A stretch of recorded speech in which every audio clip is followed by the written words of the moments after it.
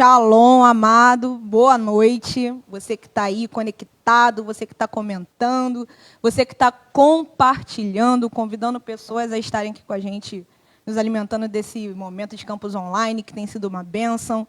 Que Deus continue te abençoando, você que está aí pedindo orações, que Deus seja contigo. Eu me chamo Jennifer, né? Vou estar ministrando aqui a palavra, compartilhando um pouquinho com vocês da minha história, do meu testemunho. Que o Senhor possa falar com vocês de maneira sobrenatural, tá? Então, assim, sem mais delongas, vamos comigo lá em... Não precisa abrir sua Bíblia, pode ficar tranquilo, mas eu gostaria de ler um texto, um versículo só, que está lá em Romanos 12, versículo 2. Não vivam como vivem as pessoas desse mundo, mas deixem que Deus os transforme por meio de uma completa mudança na mente de vocês. E eu quero te fazer uma pergunta, você que está aí conectado com a gente. Você acredita que Deus tem poder o suficiente para transformar a vida de uma pessoa? Caramba, Jennifer, que pergunta simples de ser respondida. Sim, é óbvio que Deus tem poder para mudar a vida de qualquer pessoa. Mas aí eu te lanço outra pergunta. Por que que a vida de muitas pessoas ou algumas pessoas não muda, não transforma, continua do mesmo jeito? E hoje eu gostaria de compartilhar com vocês algo que o Senhor tem ministrado muito na minha vida, desde o dia que eu soube que eu ia estar aqui ministrando a palavra. E Ele tem tratado muito comigo, e não tem como falar do meu testemunho e não falar de transformação, né? Então, a palavra do Eterno vai nos contar a história de um jovem rico. Todo mundo, eu creio que conhece essa palavra. Então, vou só dar uma breve pincelada, que vai dizer que esse jovem, um belo dia, foi ao encontro de Jesus e perguntou a ele, falou: mestre, o que eu preciso para alcançar a vida eterna? E aí o Senhor foi e falou com ele, falou: vamos lá, não vai matar, não vai roubar, não vai adulterar, honra teu pai e tua mãe. E aquele jovem ali, se achando, falou: opa, sou eu estou dentro disso aí, eu estou cumprindo a lei, sou eu. E fala: o que mais, Senhor? Ele fala: mais uma coisinha só. Aquele jovem era muito rico. E o Senhor fala: pega todos os teus bens, tudo, vende tudo, distribui aos pobres e me segue. Vamos andar junto, vamos caminhar junto. E a palavra diz que imediatamente aquele jovem se entristece, vira e vai embora. Esse é o primeiro ponto que eu quero falar com você nessa noite. Que muitas das vezes a nossa vida não tem uma transformação, porque a própria palavra vai dizer: onde estiver o teu tesouro, ali também estará o seu coração.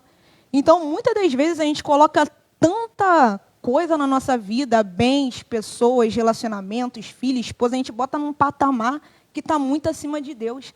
E aquilo ali se torna o nosso maior tesouro. Só que o que acontece? Aquele jovem não entendeu. Aquele jovem, ele olhou com os olhos naturais. Eu tenho muita coisa, eu tenho muitos bens, como é que eu vou vender tudo? Como é que eu vou abrir mão de tudo que eu tenho, de tudo que eu conquistei, de tudo que eu consegui, de tudo que eu trabalhei? E eu vou embora. Não, tá doido, vou vender nada. E muitas pessoas fazem isso hoje também.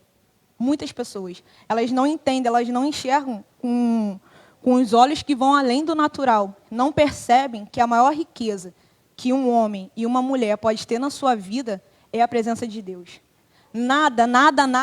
Nada nesse mundo é capaz de valer mais, de ser mais precioso do que a presença de Jesus Cristo nas nossas vidas. Então, aquele jovem desperdiçou a oportunidade. Caramba, Jennifer, o que isso tem a ver com o teu testemunho? Um dia eu também dispensei a oportunidade. Um dia eu também dispensei. Eu não nasci em berço evangélico. Eu não nasci num lar cristão. Mas a minha família era uma família abençoada. Uma família, eu cresci com muito amor, com muito carinho, com muito cuidado, sabe, dos meus pais. Uma família verdadeiramente abençoada.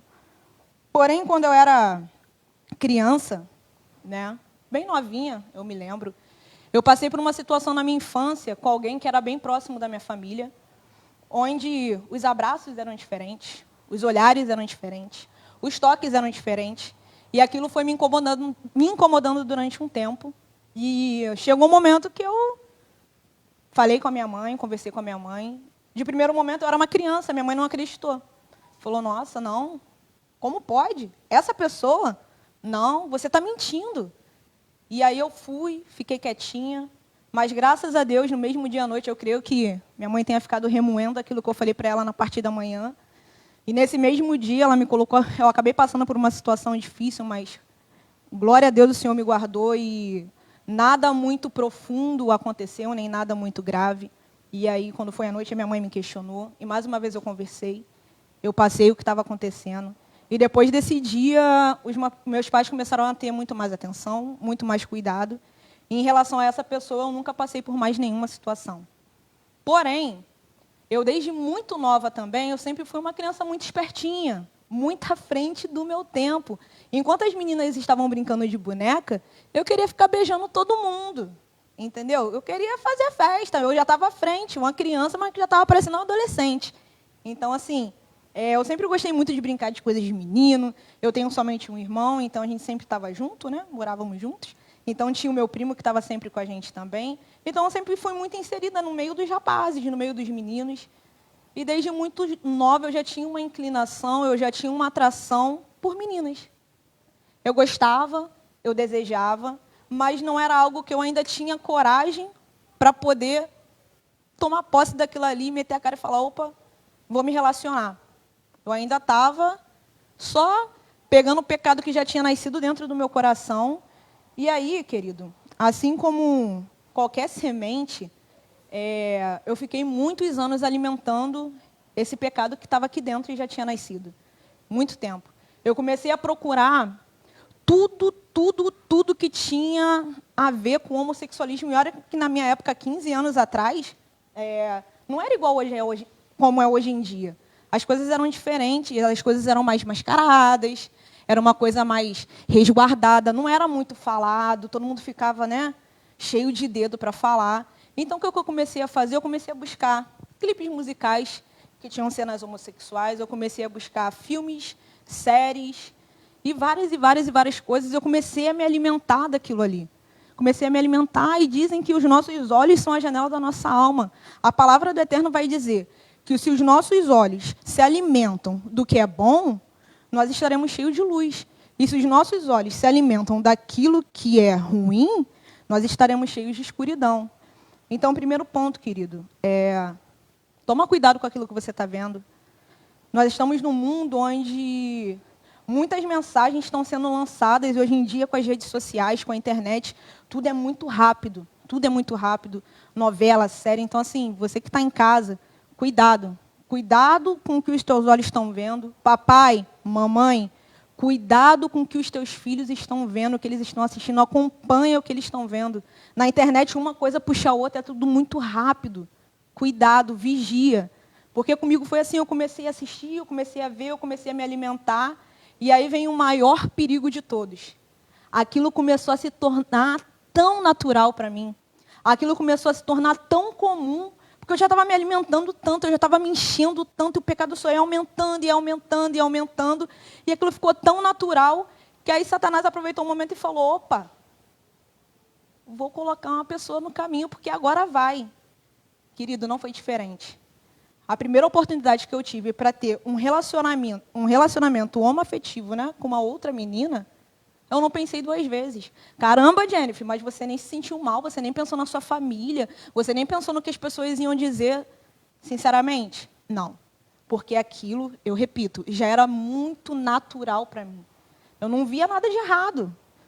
Nada de errado, eu ainda não conhecia Deus. Eu ouvia falar que Deus era amor. Eu falei, opa, se Deus é amor, Ele está comigo nessa.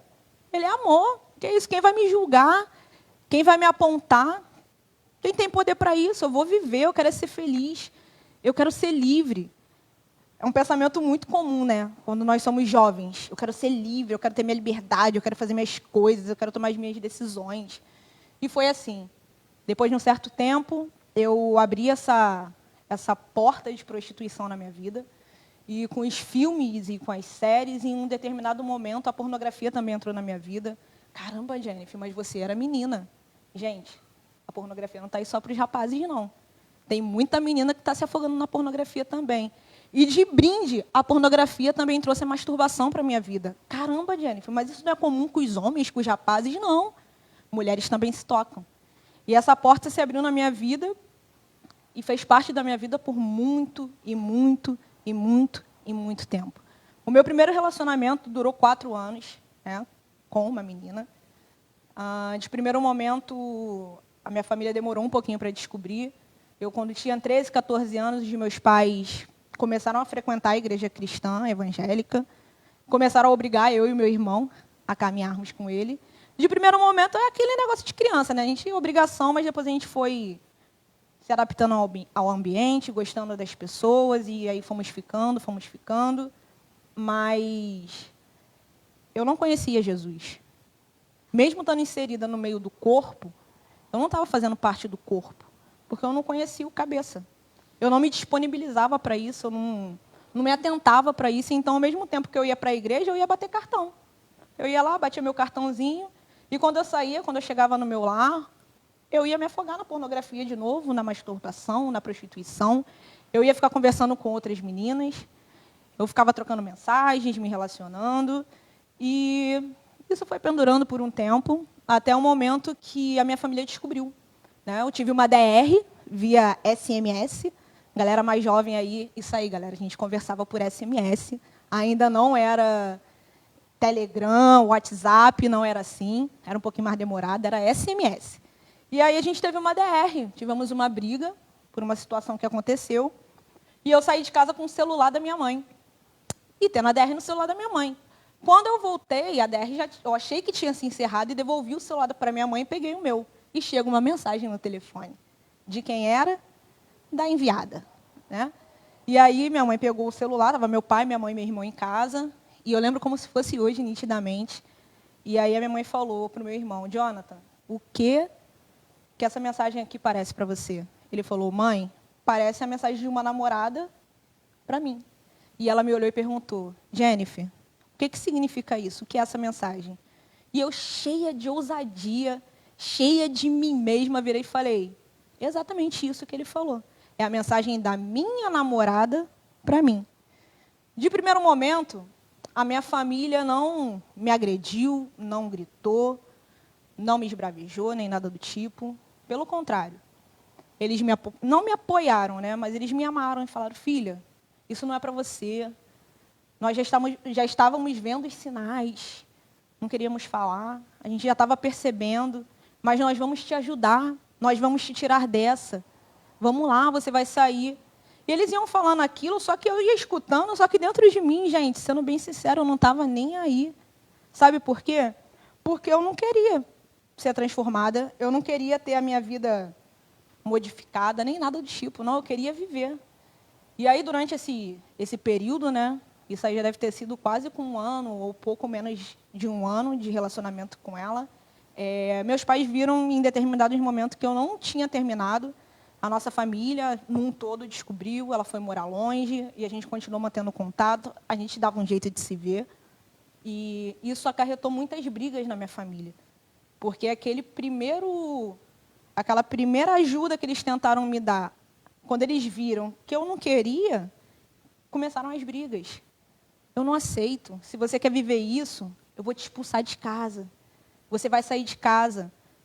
Falar isso para uma criança de 14, 15, 16 anos é muito fácil. Porque a gente não tem como se sustentar, como se manter. Como que 2 crianças vão sair de casa e vão morar juntas? Não tem como.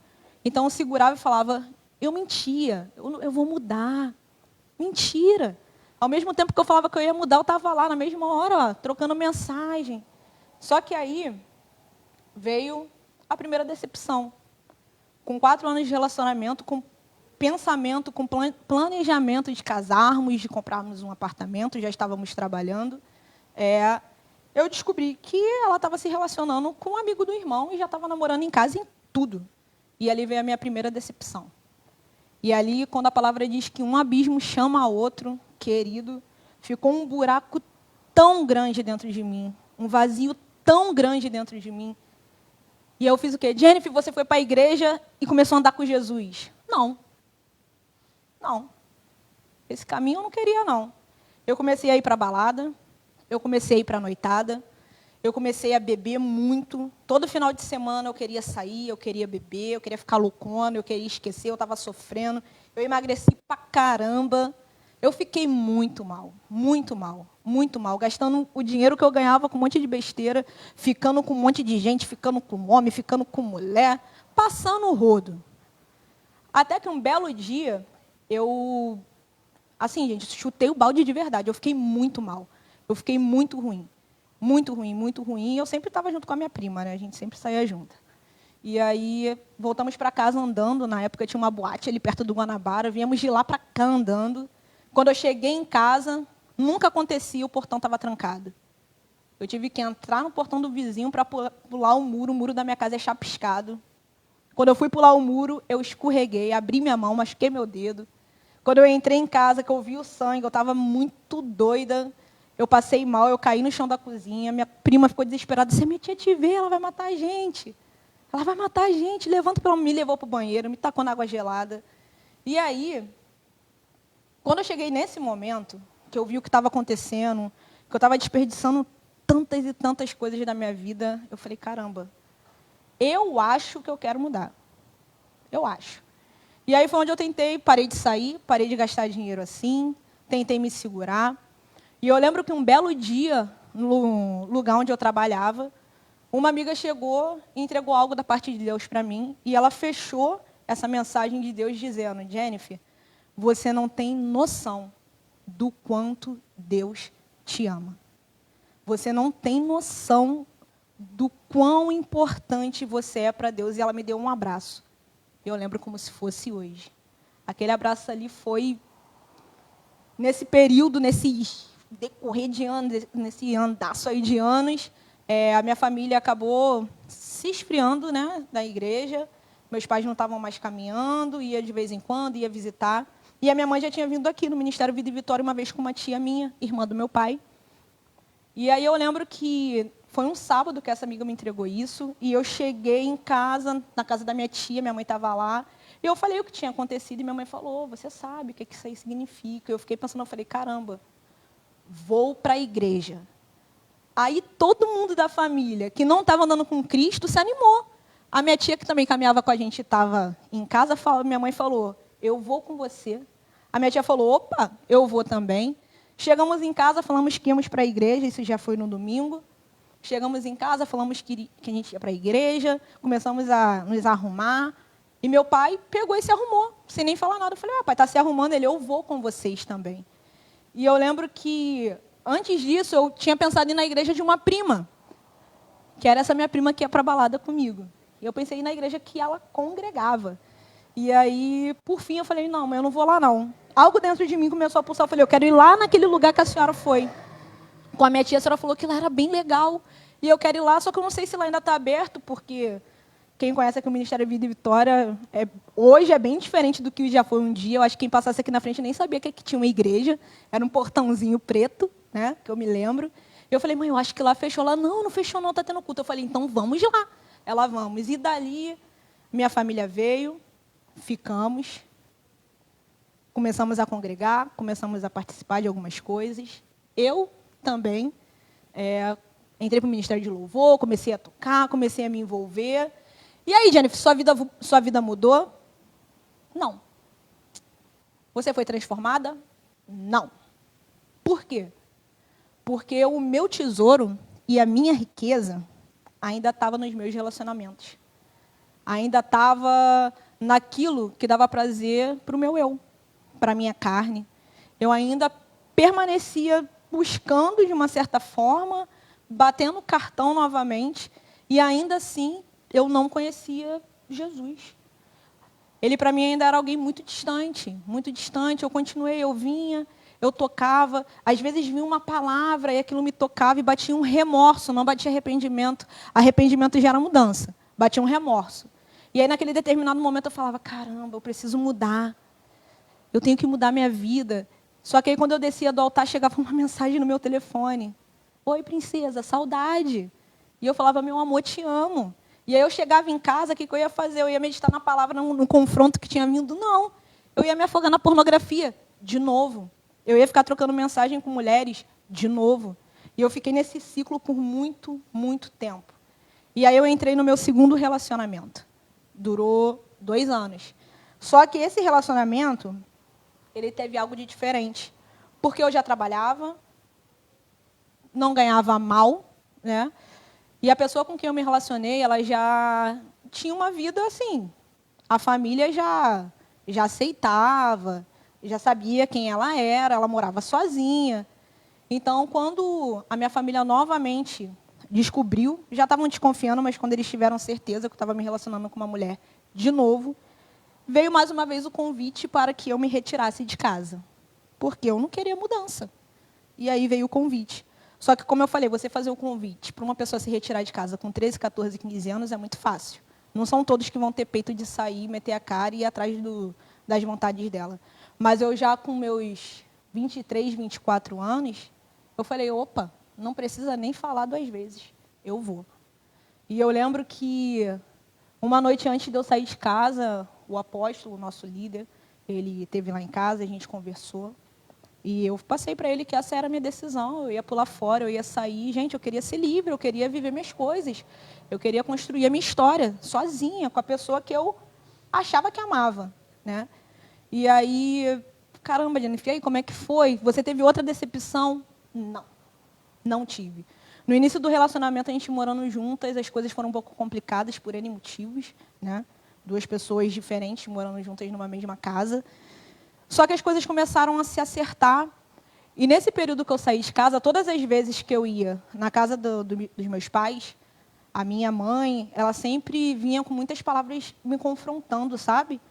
E ela vinha, não, porque você vai para o inferno, porque Deus não está nesse negócio, porque você está pecando, porque você se afastou de Deus e você é louca, porque se Deus voltar hoje é para o inferno que tu vai. E chegava em casa, gente, isso começou a me dar uma repulsa. Eu falei, caramba, eu não quero mais voltar lá, não. Eu vou voltar lá para quê? Toda vez que eu ia lá, eu voltava para casa triste, chorando. Só que deixa eu ser sincero contigo, e o que eu acho que acontece com muita gente.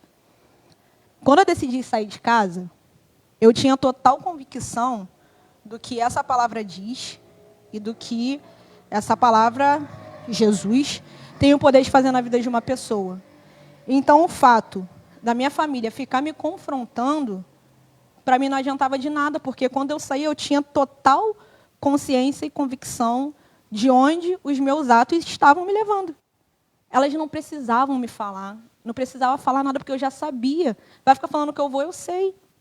Diferente de muitas pessoas que tentam pegar a palavra de Deus e distorcer de alguma forma para, sei lá, tentar acalentar aquilo que vive, não sei. Eu não fazia isso. Eu lembro que me chamavam, vamos numa igreja homossexual, vamos lá adorar. Eu ficava, a gente vai adorar quem? Mas é para adorar quem lá?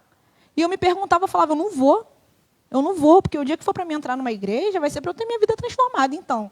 Agora, para ir, para dizer que eu fui, para dizer que eu estou adorando alguma coisa, para dizer que eu estou recebendo alguma coisa, eu não vou, não concordo, não quero, não vou. Só que aí, muito sabiamente, né, minha amada cunhada, pastora, líder, amiga, mentora, conversou com a minha família e falou, gente, nós precisamos parar de tratar a Jennifer assim quando ela vem aqui. A gente precisa parar com isso. Porque lá onde ela está recebendo amor, carinho, atenção, cuidado, afeto. E ela está vindo para cá e a gente está massacrando, a gente está arrebentando. Só que tudo que a gente está falando, ela já ouviu muitos anos, ela sabe. Ela não está porque ela não quer. Vamos fazer diferente. Vamos começar a amar a Jennifer. Só que, deixa eu te falar uma coisa para você que está em casa. Eu não sei se essa mensagem está chegando, se você é um pai, uma mãe, que tem um filho que está aí na homossexualidade, ou que faz qualquer outra coisa, que está aí perdido, sem rumo, não sei. Se é o seu amigo, se é a sua amiga, não sei. Mas se você tem alguém que está nessa situação, deixa eu te falar uma coisa. A minha família começou a me amar. Não que eles não me amassem, mas eles começaram a demonstrar amor. Esse amor também refletiu o amor de Deus por mim. O cuidado, o zelo, o carinho. E então, assim, você amar uma pessoa que está em pecado não significa que você vai abraçar essa pessoa e, de brinde, você vai levar o pecado dela e abraçar o pecado dela também. Como é que você vai gerar alguma semente na vida dessa pessoa, transformação, se você pega o pecado dessa pessoa e fala, vamos passar Natal lá em casa. Você que é mãe, você que é pai, mas eu amo meu filho. Eu não posso virar as costas para o meu filho. Eu não posso abandonar meu filho, eu não posso maltratá-lo, porque eu vou perder meu filho. Amado, a maior perda que a gente pode ter é ver um filho, uma filha, um amigo indo para o inferno e não fazer nada. Não tem como. Como é que você vai fazer diferença? Como é que você vai gerar transformação? A palavra do Eterno vai dizer, Salmo 1, vai dizer lá que a gente, bem-aventurado aqueles que não se assentam na roda dos escarnecedores. Deixa eu te falar uma coisa, minha família me amou, mas eu vivi as minhas coisas, as minhas decisões, mas do portão da casa dos meus pais para dentro, eu nem mencionava o nome da menina. Eu não trocava mensagem com ela, eu não atendia a ligação dela. Sabe por quê?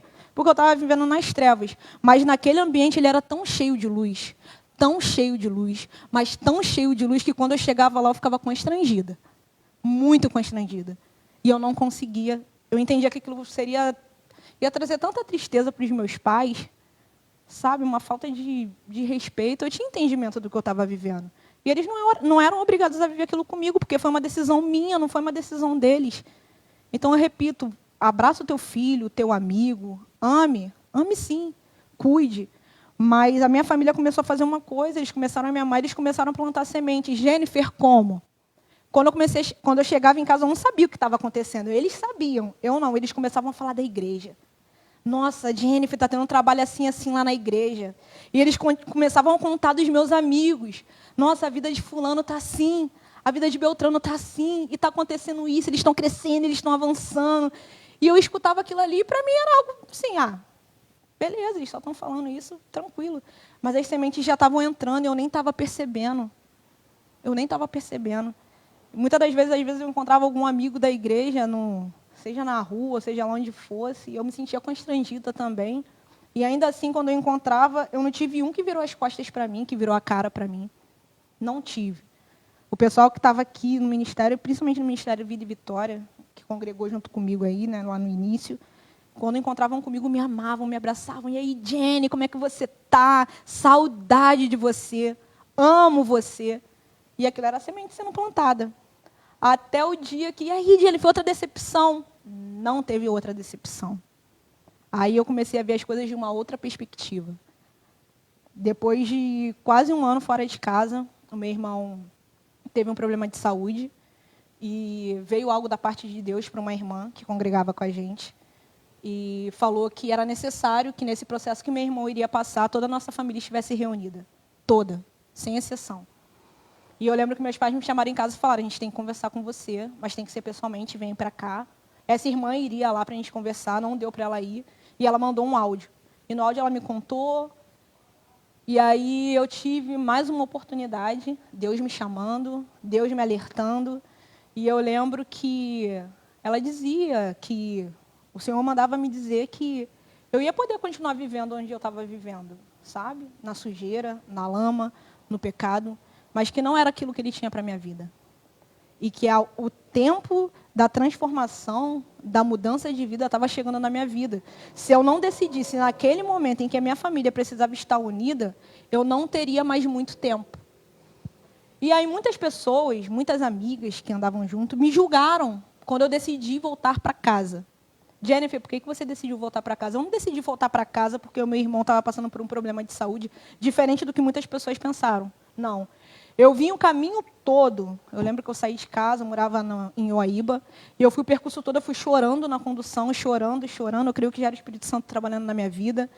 E eu chorava, e quando eu cheguei em casa, tinha um casal de amigas e a menina que eu morava. E quando eu entrei, eu tinha parado de chorar, e quando eu olhei para ela, eu passei direto pelas amigas, só cumprimentei, me tranquei no banheiro e comecei a chorar, porque eu já sabia a decisão que eu tinha que tomar. Eu já tinha entendido. Caramba, Jenny, foi pela dor? Não. Eu comecei a me questionar. Caramba, que amor é esse? Que amor é esse? Eu estou errando pra caramba. Eu estou vacilando pra caramba. Eu só estou fazendo besteira na minha vida e ainda assim, esse Deus que todo mundo fala não está desistindo de mim.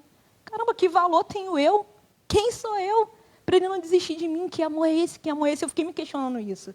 E foi quando eu decidi, conversei com a menina que eu morava, né, falei para ela o que estava acontecendo. E ela, de primeiro momento, foi, não, a decisão que você tomar, eu vou respeitar, está tudo bem. Não voltei para casa no mesmo dia. Eu lembro que foi um processo de uma semana. Creio que, espiritualmente falando, foi uma semana muito louca para minha família, para os meus amigos. Muita oração, muita busca. Tinha muita coisa acontecendo. E aí eu lembro que foi se aproximando o dia de eu voltar para casa. Seria um domingo, Dia dos Pais. E aí, se eu não me engano, na sexta-feira ou na quinta-feira, eu mandei mensagem para minha mãe e falei que no domingo, Dia dos Pais, eu ia fazer uma surpresa para o meu pai e eu iria voltar para casa. Eu tinha tomado a decisão de voltar, não por medo, não porque meu irmão estava doente, iria precisar da nossa família junta, mas porque eu queria entender esse amor. Eu queria conhecer esse Deus de uma maneira diferente. E eu lembro que eu estava no quintal, fui conversando com a minha mãe, que depois eu fui descobrir que era a minha cunhada, que não era a minha mãe que estava falando comigo. E eu lembro que, de muitas palavras que ela foi lançando, creio que Deus falando através da vida dela, eu lembro que chegou um momento que ela falou: Jennifer, você ainda sabe orar? E eu falei: sei. E ela falou: então ora, começa a orar, porque o Espírito Santo está aí com você. E eu lembro que eu saí da sala que eu estava, eu fui para a frente da casa, no quintal, e ali eu comecei a chorar. E eu lembro que eu escutei aquela canção do, se eu não me engano, é Ministério Ipiranga, que fala Última Chance. E aquele louvor, ele se tornou a minha oração. Caramba!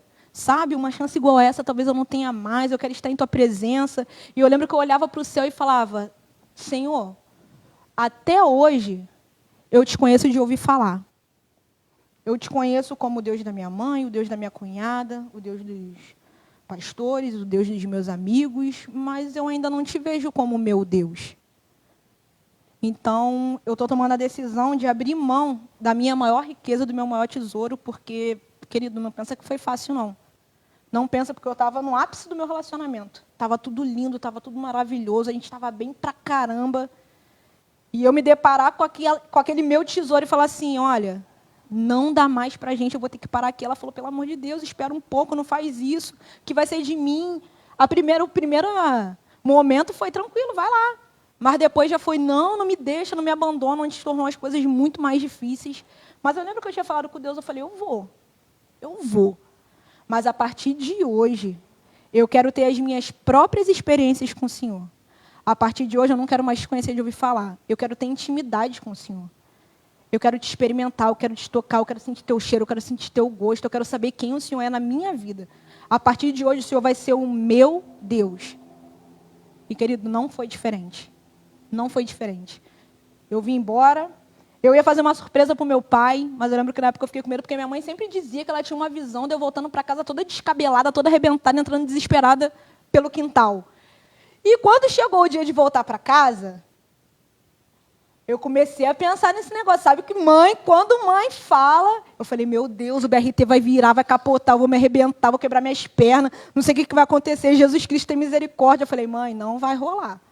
Não vou sozinha. Aí foram um casal de amigas lá em casa: a gente te leva, deixa a gente te levar. Eu falava: esse carro vai bater, esse carro vai capotar, eu vou ficar descabelada, eu vou chegar em casa toda suja, não vai dar. Estou com medo. A gente começou a me dar um medo. E eu falei com a minha mãe, mãe, era surpresa para o meu pai, né? Mas pedi meu pai para vir me buscar. E ele foi meu pai, foi a minha cunhada, minha família me esperando de braços abertos. Os amigos da igreja ficaram sabendo que eu tinha voltado. E assim, eu lembro que quando essa irmã, ela falou comigo dessa mensagem de Deus, dessa oportunidade que eu estava tendo, ela me lançou uma palavra que não sai dentro de mim, gente, assim, por nada. E eu lembro que quando eu ouvi o áudio que ela tinha me mandado, ela falava, e no fim ela falava assim: Jennifer, Deus manda te dizer, tenha coragem. Seja corajosa. Coragem, você é corajosa. Meio que um alerta de assim: não vai ser fácil, não.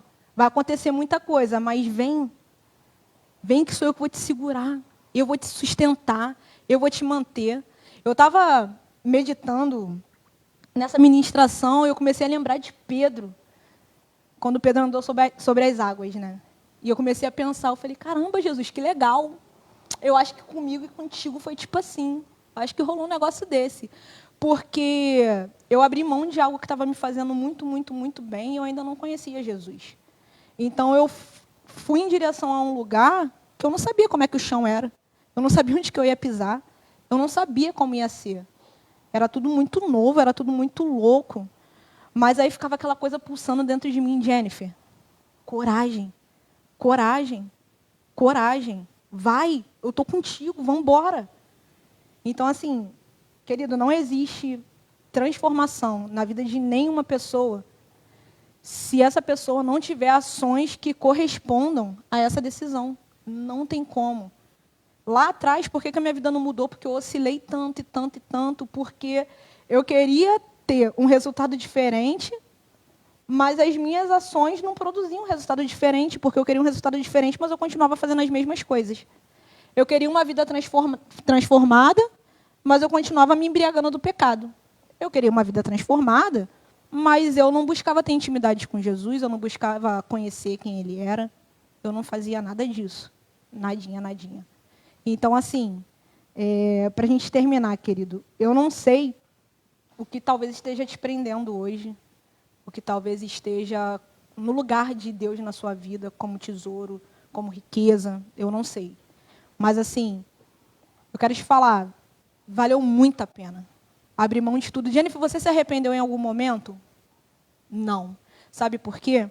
Porque nas noitadas, nas bebidas, quando eu batia a cabeça no travesseiro, ficava um vazio tão grande, uma dor tão grande que nada preenchia.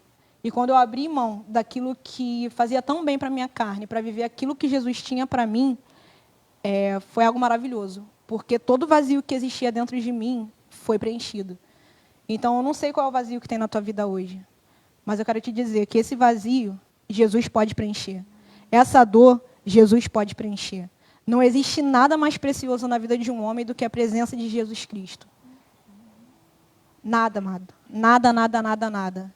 Então, a mesma palavra que um dia me lançaram lá atrás, eu quero te lançar hoje. Jennifer, eu estou longe há muito tempo. Deixa eu te falar, ainda dá tempo. Ainda dá tempo e Ele está te chamando. Vem para junto. Vem para perto. Caminhe com pessoas que vão te levar para mais perto de Deus, porque foi isso que facilitou o meu caminho. Seja corajoso. Não tem medo, não. Coragem. Ainda que você não esteja vendo o chão à sua frente, pode pisar. Confia. Porque o Senhor vai botar o chão aí para você pisar e você vai vir para perto. Em nome de Jesus, Deus te abençoe.